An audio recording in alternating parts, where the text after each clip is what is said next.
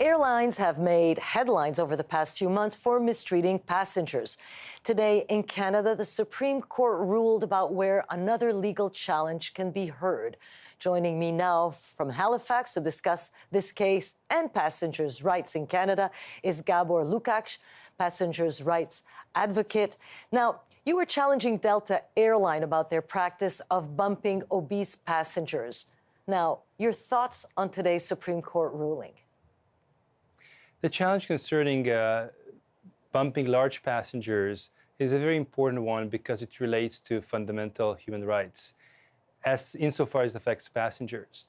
Today's ruling confirms that the Canadian Transportation Agency created a test which is impossible to meet for me and for anybody else to file this complaint, and that it was a form of mischief.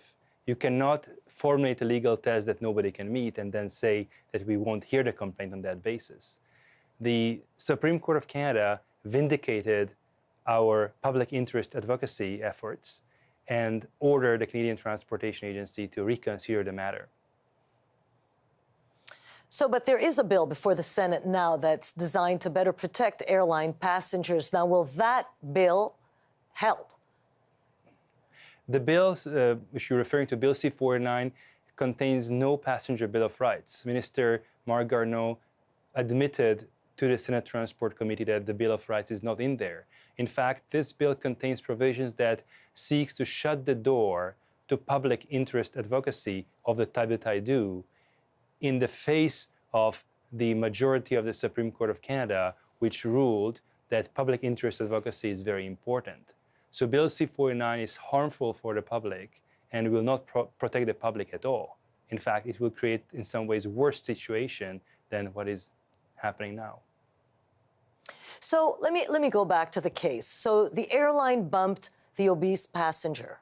What would you advocate in the case of, for instance, a passenger who's obese, who needs more than one seat, or even a very tall passenger, because now the seats are so small and would have basically the same problem of not fitting in those small areas where the airlines want you to sit?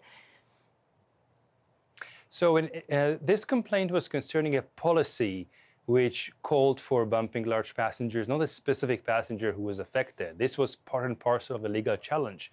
Do we have to wait until somebody is harmed by this policy and can be identified as a person who is a victim, or should we just stop this policy before anybody is identified as a victim? In general, I would say that, first of all, whether someone needs a second seat or not is something that they themselves have to decide. The second point is that it is a question of human right. One's size is an immutable trait, like one's colors of eyes or one's color of skin. And as such, the same principle should be followed for international flights as with domestic flights. There is already a rule for flights within Canada called the one passenger, one fare rule from 2008, which says that if a passenger needs two seats for reasons of disability, they should be provided with an additional seat free of charge. There's no rational reason for not following the same practice with respect to flights that go in and out Canada.